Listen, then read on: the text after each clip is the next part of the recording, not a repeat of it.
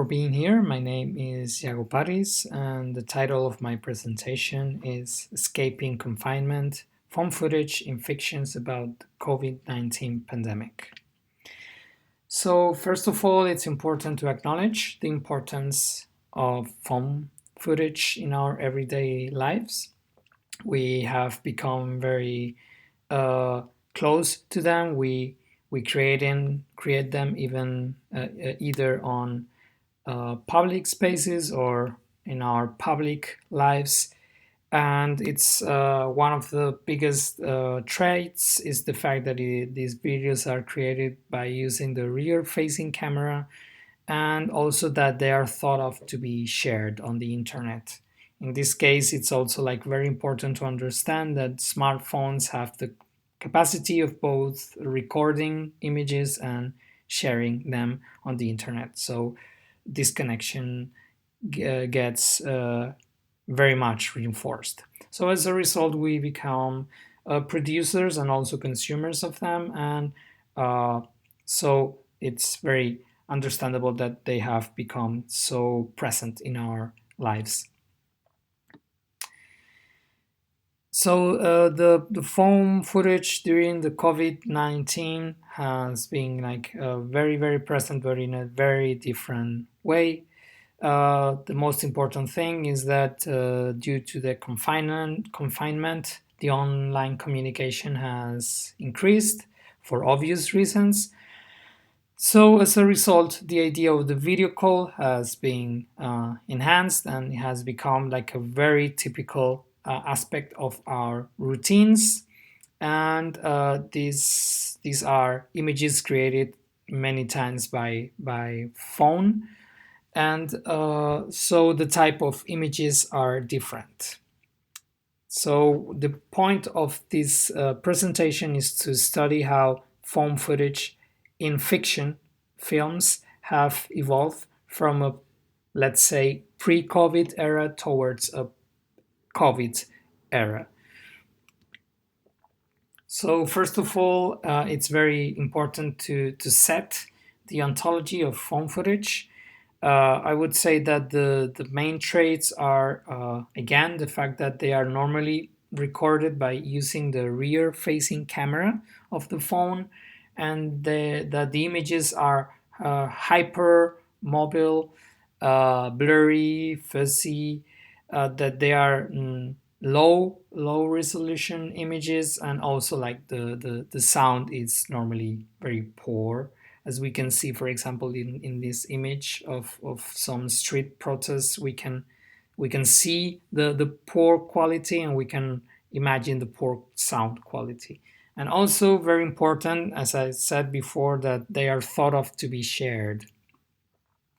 So how has fiction film inherited these type of images? And first of all, they do have done that, and it's because of the very deep penetration of these images in our everyday lives. And for example, here we have the case of 13 Hours, The Secret Soldiers of Benghazi, one of Michael Bay's films. And the film reconstructs the moment where Gaddafi was found and captured. And here we have two images which are created by the director, and they are shot in a standardized way. But in the middle, we have a phone footage image, and this is actually a real image of the real case when Gaddafi was found. So film can have some insertions of phone footage, or it can actually recreate them, as it happened in another Michael Bay film, his next film, Six Underground. In this case, we have a very similar situation. The dictator is being captured by the population, and here we can see these three images are recorded by using the rear-facing camera of a smartphone. And here, since it's a completely fictional case, it's not real images of phone footage, but the aesthetics is the same. So the hypermobility and the low resolution and all of the things that I said before. And these are the typical ways in which phone footage is recorded, but it's fundamental to understand that for a very long time, smartphones incorporate a second type of camera, and this is also phone footage. In this case, we are talking about the forward-facing camera or the selfie camera. This has been significantly less studied, as Jenny Gunn claims, and it's important to study this new type or different types of images because they have a different ontology. If the previous type was based on the anonymity of the creator and normally the people involved on the scene that was recorded, here the idea of anonymity is lost because normally the creator that appears, well, the creator appears on the video, and normally that means that the receptors of this video know this person, so as a result is normally not a completely anonymous video. And the meaning of these images changes because it's more about how this person interacts with the environment. What is kept in a similar way is that they are thought of to be shared, and this is something that will change with this new type of phone footage, which is the COVID-19 footage.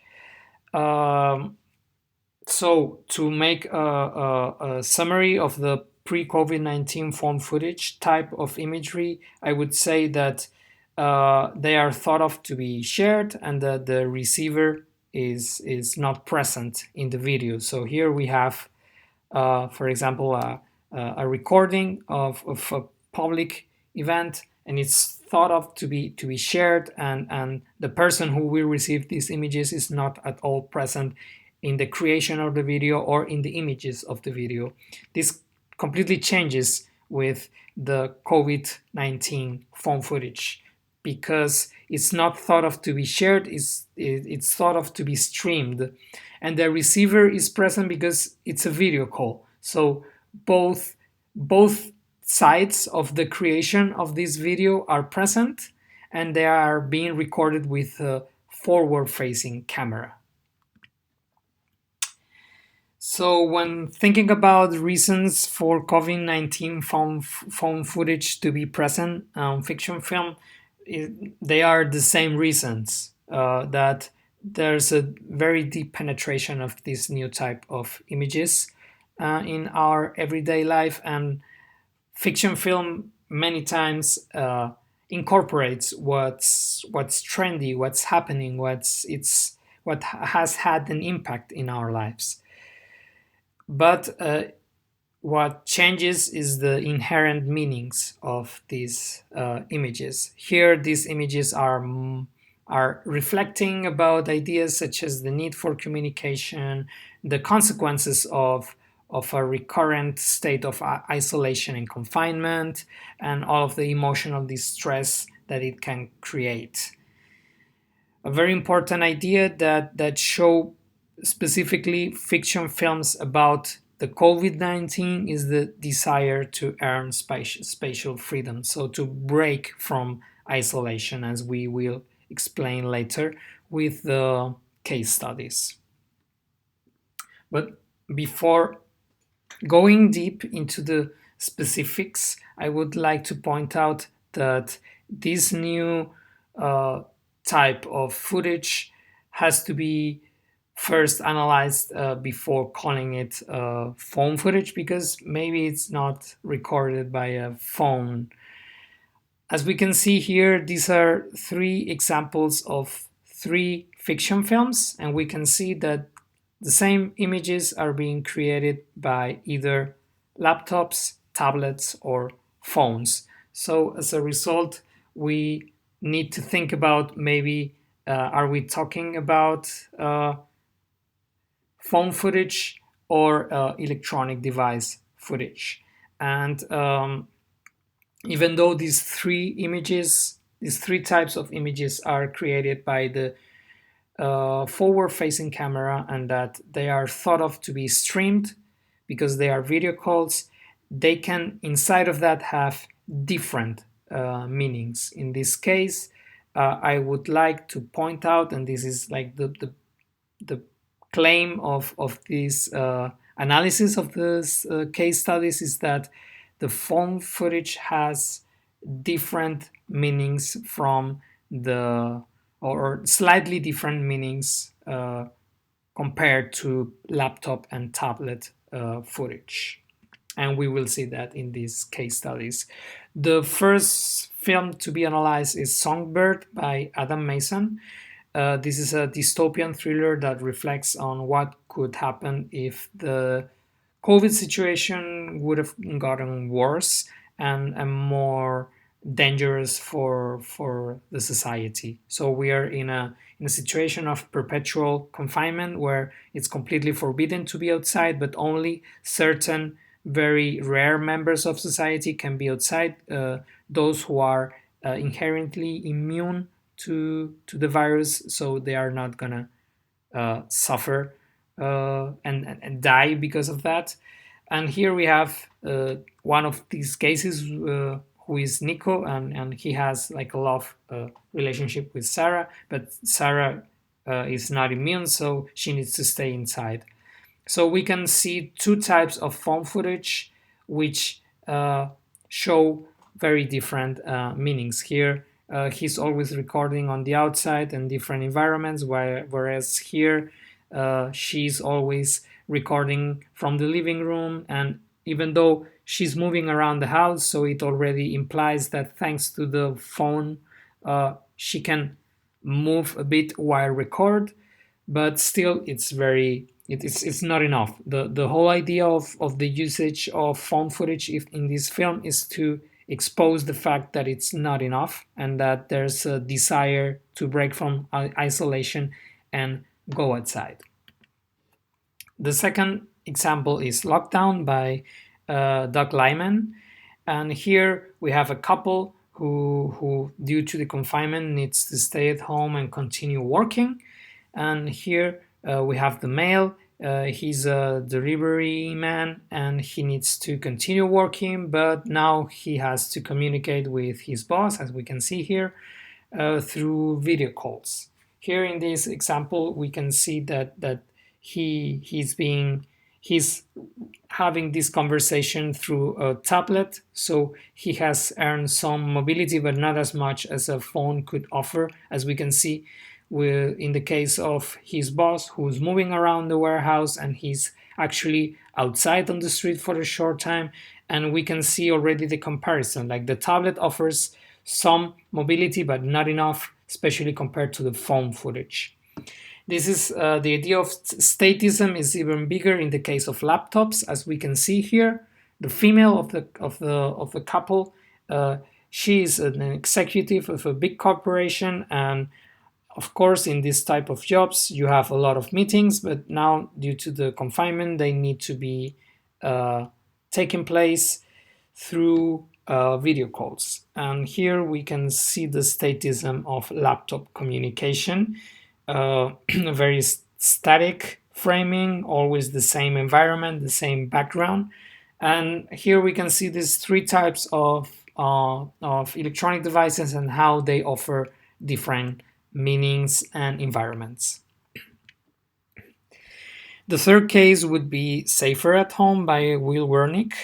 This is another dystopian film, but in this case we are confronting a desktop film, which is the type of film where all the images that we are seeing are equivalent to what we were be watching if we were using the screen of, let's say, a laptop. In this case, the whole film is a video call. So what we are seeing is what we would be seeing in our laptops if we were part of the conversation. So here we can see a big contrast between laptop footage and phone footage. Because, for example, in this case, we have 4 images and 3 of them are very static recorded by the laptop, and here we have the contrast that we have one of them driving in his car using the phone to communicate. So even though the framing is still, we know that he's moving. So this is happening thanks to the affordances that the the smartphone can allow. And an even more extreme case of the usage of the phone, we can see it in this type of phone footage. Besides the aesthetics that we were talking about, blurry and fuzzy and low resolution, is the fact that the idea of mobility is even bigger when one of the characters is walking around the city while talking with them on the phone. So here the film is reflecting about how there's a strong need of breaking with the oppressive status quo, in this case of a police state, um, and how there's a need to be outside, even though there can be like severe consequences. But this is happening because there's a huge desire to break from isolation, and this can only happening through phone footage. And the last two cases are combined in the same case because they are very, very similar films. These are Host by Rob Savage and Control Alt Trick or Treat by Harvard Jones. There are again two desktop films, in this case two video calls that happen because a group of friends are gathering together to have a paranormal experience. So here again we have the contrast of the laptop footage between phone footage. As we can see, all of them are sitting at the desk using the laptop, talking in a very static framing. But we have very short moments when one of the characters is using phone footage. We have here in this case, this girl is walking on the street while talking on the phone, and here we have an image we cannot see that much, but this is a tree, and in this case another character has been outside. So in both cases, in these two films, phone footage is used to break from isolation, but more specifically to challenge the rules of confinement. In a kind of provocative way, these two films are questioning why we should stay at home in such a restrictive situation. So here phone footage not only allows the wish to be outside, but it also challenges the status quo. So in conclusion, I have reflected on the different types of phone footage present in fiction film, how it was already present before the COVID era, and most importantly, how it has evolved and changed during the COVID era, creating a new type of phone footage which have inherent characteristics and different meanings. I pointed out that first it's important to differentiate between, in general, electronic device footage or, more concretely, phone footage. And even though they have similar characteristics, such as the idea of statism and the wish to earn spatial freedom and break from isolation, I have claimed that phone footage has slightly different meanings and implications, which are based on a stronger idea of earning freedom, or being it the one and only who can offer actually some spatial freedom. And I would like to finish this presentation by saying that I'm aware that these are only 5 cases, so it's probably not enough to have a strong claim, but already they show a very similar way of understanding this new type of phone footage. So I think these cases encourage continuing on this path of research. So this is the bibliography that I have used in case you would be interested in checking it. And thanks a lot for your attention. I hope that it has been useful.